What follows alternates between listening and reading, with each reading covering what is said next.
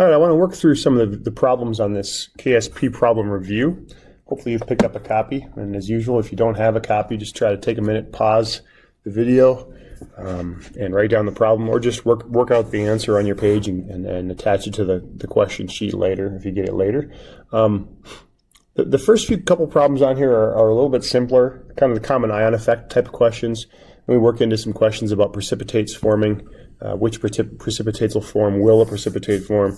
So just a variety of KSP-related problems, sort of in response to requests for more of these and some evidence that probably a few people need some help with some of these yet. So just kind of work through a few of these and try to take them step by step, which I've been hearing from folks is a little bit better, a little bit more effective a lot of times than just looking at a full worked out answer key from the start. So that's kind of the goal, and giving you a few more problems with worked out steps that you can listen to if you need it. So in this question, it wants to know how the addition of calcium iodide and copper nitrate will give us eventually, potentially, a precipitate.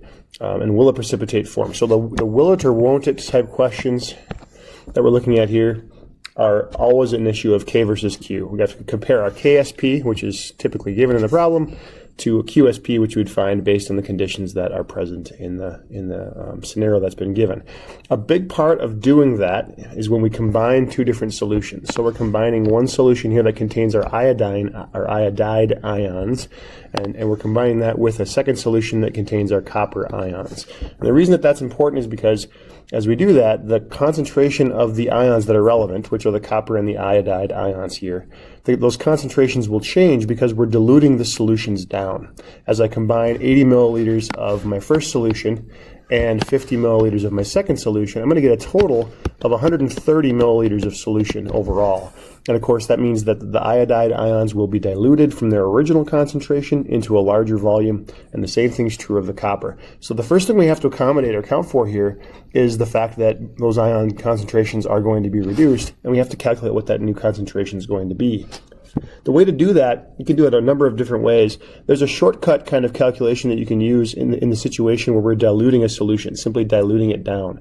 And that calculation is a shortcut equation that we sometimes show, and it's M1V1 equals M2V2.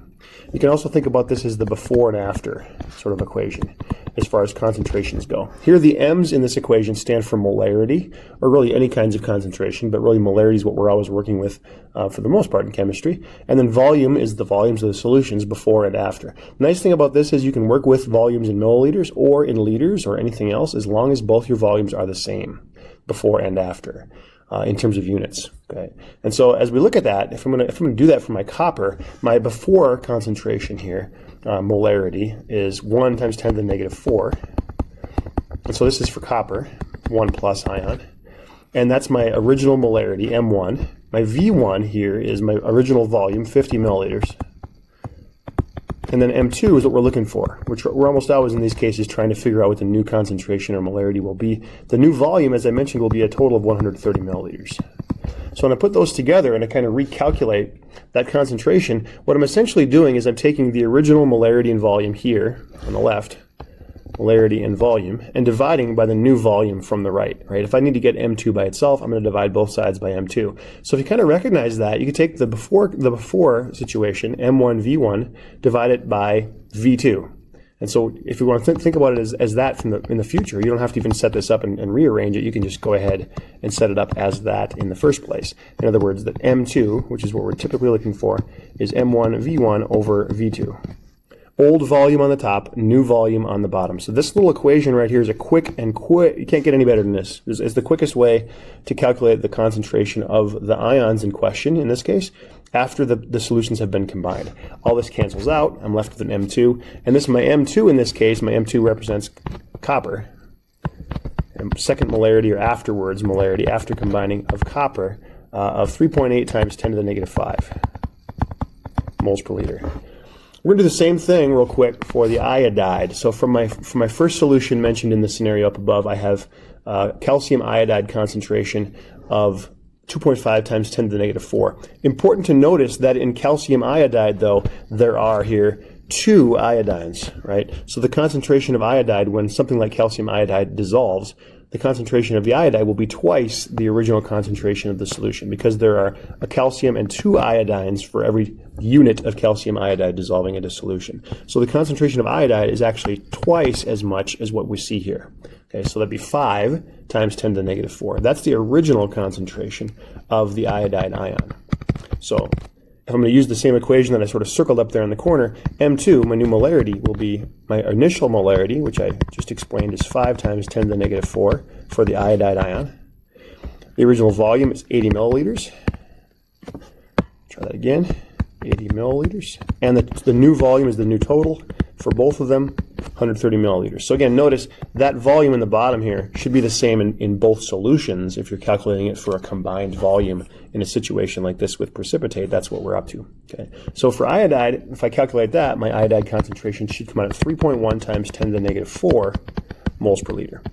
All right, so those calculations are just dilutions of the ions, and those are both important because those are the 2 values that we're going to go ahead and use now to find our Ksp condition, our current Qsp condition. So Q then, Qsp, is, as always, the same as Ksp, just at non-equilibrium conditions. At least we're suspicious that we're at non-equilibrium conditions. And this is a simple 1-to-1 salt of copper iodide, so it's a simple Qsp expression. I'll bring over those concentrations that I just found, 3.8 times 10 to the negative 5, and 3.1 times 10 to the negative 4. Multiply those together and we'll have our Q conditions as are described in this problem. And that's 1.2 times 10 to the negative 8. Of course, it comes down to comparing K and Q, right? So K versus Q. K was given in the problem at 1.1 times 10 to the negative 12. Our Q that we just found, 1.2 times 10 to the negative 8, is much, much larger. So K is quite a bit less, 4 powers of 10 less. So K is far, far less. And remember that means that little less than sign indicates a left pointing arrow. It means that in this case, our capacity for ions, mathematical capacity for ions, is far less than the reality that's in front of us right now. The reality is there are far more ions in this mixture at this point than the capacity would allow, so a precipitate will form. So yes, precipitate will form, because our capacity is less than our reality, or because K is less than Q. So precipitate will form until the ion concentrations are reduced in order to eventually have Q and K be the same thing, and that would be at solution equilibrium. So yes, a precipitate in this case on number 1 does form. Okay. So that's the idea. Number 2 is very much the same. In fact, the calculations and things are basically identical. So if you'd like, certainly take a moment now, just keep number 1 in front of you if you need to, and pause this video if you feel like you're ready to kind of give one a try. If you want to watch another one, you can certainly listen along. I'll explain the next one as well.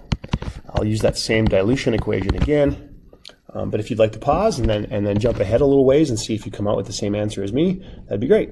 Feel free to do that if you wish. Otherwise, I'll keep on going for those people who continue to follow along at home here. So I've got, again, 2 ions. I've got the calcium, which is interesting or important to us, calcium 2+ ion. And we need to find its new molarity, or its after dilution molarity. And that's going to be its original molarity, which was 0.0175, times its original volume, which is 40 milliliters, divided by the new total volume, important to recognize, is 110 milliliters here. So our new molarity for calcium in this situation then is 0.00636 moles per liter.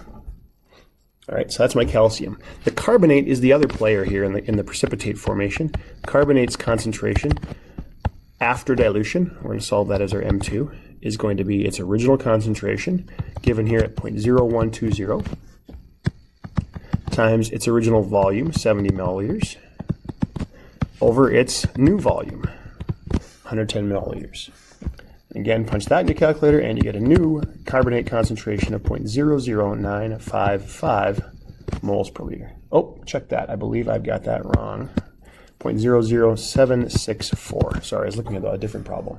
And so those concentrations are the ones that we'll stick in now for our Q calculation.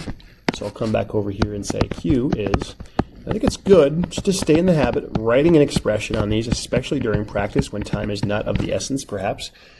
so you're in the habit of doing them, and so you're in the habit of getting the details, because as you know, there's often a first point on an FRQ for writing simply the K expression, which is a clone of the Q expression and vice versa. So it's just good practice to write the equation as I have here in red and the Q expression or K expression as I have here in red. In this case, then we'll bring those concentrations that we just found over. So calcium's concentration, 0.00636 moles per liter. Carbonate concentration, 0.00764 moles per liter, as we've just found. And that gives us a current condition of Q of 4.86 times 10 to the negative 5. Now, K versus Q, right? K is the capacity, Q is the reality. Our K up in the problem, up in the prompt, was given at 4.96 times 10 to the negative 5. Our Q here is 4.86 times 10 to the negative 5. Really close. Really, really close. About as close a problem as you're ever going to see. But by a small margin, K is just a little greater than Q. And so again, be thinking about what those things mean. I don't like you to just say, oh, K is greater than Q and not have a thought of what it represents. So K is sort of an ion capacity, mathematical capacity for ions. Q is the reality, the current reality of ion concentrations. And our capacity at this point is greater than our reality. Capacity is greater than reality. If we're talking about a container of sorts, nothing's going to overflow if the capacity is greater than what you're trying to put into the bucket, for example. And so in this case, there are fewer ions in the reality than there's capacity for, and so no, a precipitate won't form. Okay. No precipitate will form. And remember, when we look at these less than and greater than signs, we often think about them as arrowheads. I just want to remind you that the reason that helps us then is that if you think about that greater than sign as an arrowhead pointing to the right, it's to represent an arrow pointing to the right. And why does that matter? Well, we think about that as meaning that this arrow up here, the forward pointing arrow, then is the one that would be favorable under these conditions. And the forward pointing arrow in our ion equation up here would be the solid staying or forming ions, not the ions forming solid. If the arrow was pointing the other way, as in the previous problem, then we would expect that the ions would be going toward the left, toward the reactant, and forming salt, forming a precipitate. And so that less than greater than sign is just showing you which of the two arrows would be dominant at the conditions being described. Which of the two arrows represents the sort of shift that we would expect to happen in the conditions to get to equilibrium. That's what that's explaining. Okay, so that's our first two, and those two are kind of the only ones that look quite like that as far as will a precipitate form or not. Those are pretty simple problems, relatively speaking, but if you're still struggling with those, certainly feel free to come in and see me with more questions on those. Okay. We continue on here with number 3. This is one of these common ion effect questions where we have something from the salt that's trying to dissolve already in solution. So to calculate the solubility of strontium phosphate, that's the star of this problem.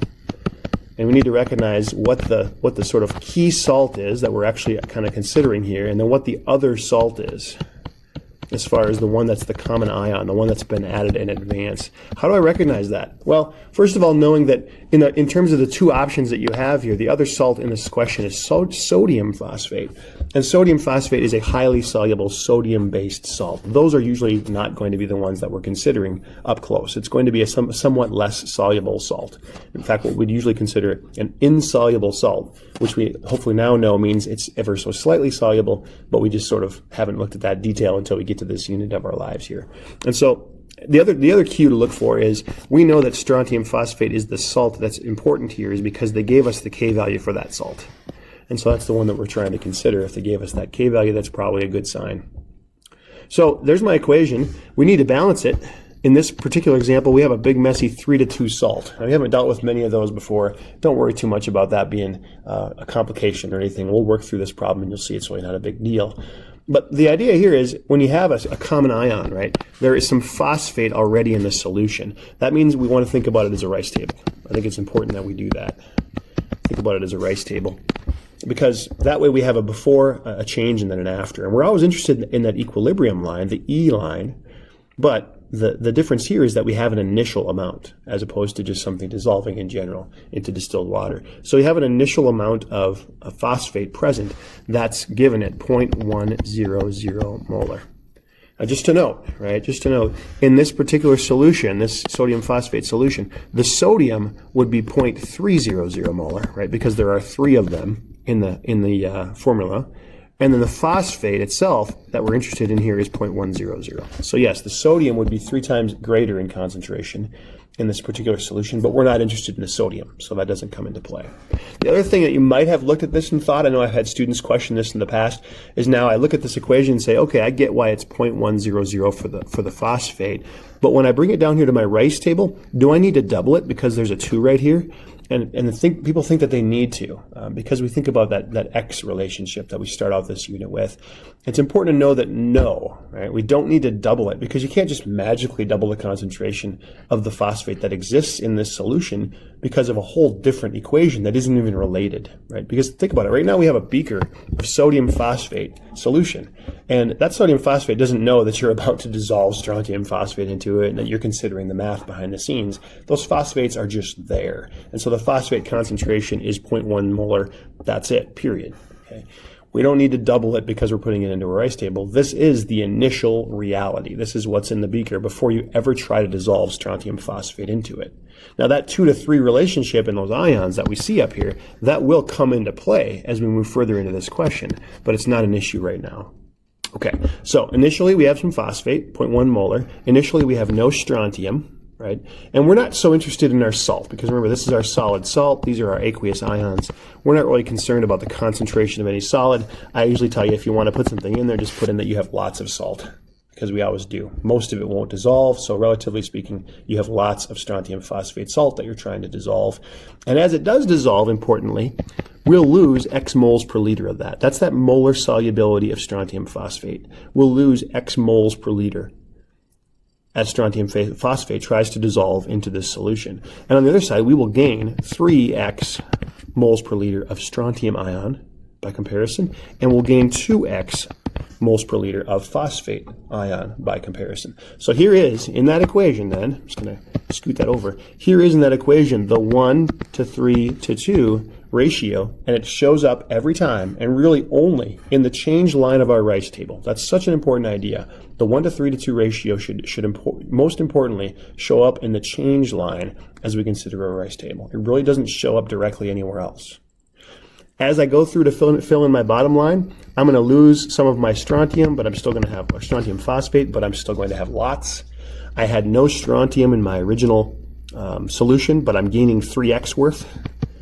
So there we go. There's my 3x. And then over here, as we've said before, when we're going in here to add 2x, this is going to be what we would consider negligible because we're going to be adding a very, very small amount of phosphate by comparison to this 0.100 moles per liter that's already present. So either indicate that as negligible or even a little bit more emphatically, we can say that 2x is far less than 0.100. So we can treat it as negligible. And so if this is approximately, those are bad approximately 0.100 moles per liter. Now that helps because that helps eliminate the need to do things with quadratic formulas and gross things like that, right? So now, remember, they're asking us to calculate the solubility of strontium phosphate. That's really asking for that X, that molar solubility, and we've assigned that X as the variable we're solving for in this table, so it kind of works out real nice. We're not being asked to find the ending concentration of strontium, which would be 3x. We could do that, but we're not being asked to do that. So our x has been already assigned as the thing that we need it to be. It's that, as that amount of strontium phosphate that we're losing. So when we find x, we're going to have our answer here. So how do we do that? Go to the KSP. So our KSP expression for this guy, it's kind of a big, fun-looking one. Strontium ion. Don't forget the charges in your expression. Cubed. Phosphate ion. Squared. And we know the KSP. It's given at the top of the problem. 1 times 10 to the negative 31. It's quite low. Times our strontium concentration cubed. Now, we don't know it, right? But we're going to assign that then as 3x. We still need to cube it. And then phosphate's concentration, we do know from that common ion that was already present, is 0.100, but we do need to square it. So that's our setup, our calculation, just kind of based on that up to this point. Right? And hopefully that much of it makes good sense to you. Okay? When it comes time to actually calculate this, then we're just down to solving for our x. And so from there, it's just kind of common algebra. We'll set it up from there. So we need to divide and kind of get both sides divided by 0.100 squared. We can do that right away. However you solve it from here is totally up to you. And then I would also sort of say, let's go ahead and do 3x quantity cubed. So this calculates away, or cancels away rather, and 3x quantity cubed will give me 27x cubed. On the other side of the problem, I'd have 1 times 10 to the negative 31, so it's a very, very small concentration, divided by 0.1 rather squared. And that gives us, my calculator's being kind of funny, 1.0 times 10 to the negative 29. All right, when I divide both sides by 27, I have x cubed equals 3.7 times 10 to the negative 31. Okay, and then if I do cubed root of that to get our final answer, cubic root of that, or if your calculator doesn't have a cubic root button, remember, that just means taking the quantity to the 1/3 power, so raising that to the 1/3 power. And that gives me an x value of 7.2 times 10 to the negative 11. And remember, what is x? X is our molar solubility of our salt. So this is a molarity. 7 got a little funny. 7.2 times 10 to the negative 11, that is my molar solubility. That is the amount of strontium phosphate that will dissolve per liter of solution. So in other words, very not soluble, very insoluble. When there's already an ion present, that's going to reduce that. If we were to go back and solve for x from this equation in a general form, without any ion present, our solubility would be significantly larger, usually several powers of 10 larger when you're dissolving it into distilled water rather than dissolving it into a solution where there's already ions present. All right, so that's 3. 4 is similar. All right, 4 is quite similar. Same kind of idea. We've got a solution where there's already an ion loaded into it, and we are trying to dissolve a salt that bears the same ion involved that's not as soluble.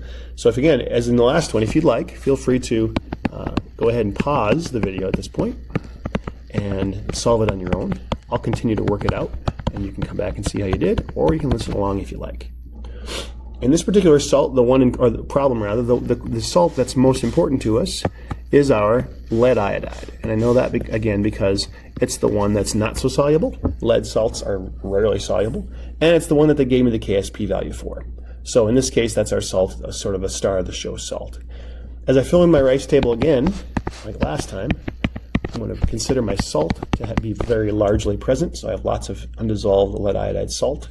I don't have any lead, right? This solution of barium iodide is going to introduce iodide ions, but not lead, so my lead will be 0. And then the iodide concentration, again, because we have in our problem here 2 iodines for every unit of barium iodide, okay, that 2 means that we're going to need to take this times 2, right? Double that original concentration of the solution. So the barium would be 0.0250 moles per liter. But there are 2 iodides for every barium, so that'll be 0.050 moles per liter for the iodide. So 1 barium, double the iodides, kind of a 2-for-1 deal. And so our iodide concentration is not the given 0.025, it's actually 0.05, double that. So I'm going to fill that in as my initial concentration of iodide. This screen's a little jumpy today, but 0.050 moles per liter. Bringing that down into my table. The change in my change line, again, is indicative of or reflective of the ratio up above. So I will lose x moles per liter of lead iodide. I will gain x moles per liter of lead, and I will gain 2x moles per liter of my iodide.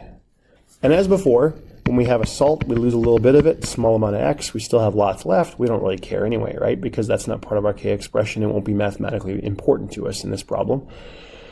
If I gain x moles per liter of lead when I had none in the initial line, that means that x is significant. Adding something to 0 means that something is always significant. But again, as in the last one, this 2x is going to be far less than the initial concentration of 0.05 molar. So we're going to treat that as a negligible addition of ions of iodide. So we're going to take that out and more or less say that at the bottom it's going to be essentially 0.050. Small addition, but not significant figures, significant. Okay? And we're down to the same step as the last time. So we'll bring our Ksp down. I'm going to jot my expression in because I've got the time when I'm practicing, and it's good practice. Iodide, quantity squared. Set up that expression. Don't forget those powers. Don't forget those charges. Powers especially will screw up your math, and the charges will cost you the points if you're being graded on that. Okay.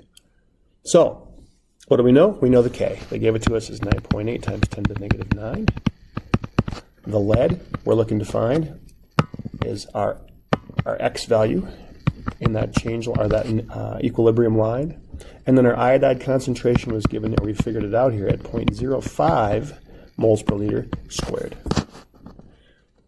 And again, if we hadn't doubled that concentration coming out of the initial solution of barium iodide, if we hadn't recognized that iodine will be twice as large as barium, we'd have a very different number here, and it would affect our calculation significantly. All right. So at this point, we're ready to just divide both sides by 0.05 quantity squared.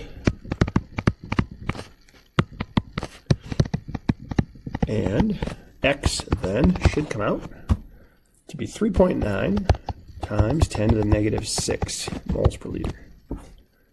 That's our molar solubility. Then when the molar solubility of lead iodide, that's that X value, that's what we've got, 3.9 times 10 to the negative 6. And it doesn't hurt every once in a while just to kind of go back and look, like, was this X value really insignificant? And if you think about it, to go back where we sort of made that decision, right, which is right up here, we decided that we could leave it out because it's so small. Well, that's because we're saying that if we would try to add the original 0.0500 plus this number twice, okay, so 2x, that would be, we'd be adding 0.0000078. That would be 3.9 times 10 to the negative 6 times 2, since we're talking about 2x. Well, if I add all these together, right, when I go to do my significant figures, I have to round my answer off. I have to round my answer off to the number of decimal places in the fewest, in my fewest value, my value with the fewest. And that's 4 decimal places in that first number. So that's 0.0500, and nothing after that gets included, right? This is 0.78. But I don't get to show all those extra digits because my answer has to be rounded off to this point. So look, it is negligible. It is insignificant. It wouldn't actually show up at all. Even if I did the quadratic formula, went to all that extra trouble, I would still get the same answer, 3.9 times 10 to the negative 6. So just sort of a chance to see there, and we could do the same on the previous question, that X value impact is negligible and something that we can completely leave out. Okay. So that's the first 4 problems. I'm thinking I'm going to stop there, and we'll get this video put together and post it, and then I'll make a video to work through the last problems. They're a little bit bigger problems, but I don't necessarily want to make one video that has all 7. It gets pretty long. So we'll take a break there, and we'll pick it up on the next video with problems 5 through 7 on this assignment. See you then.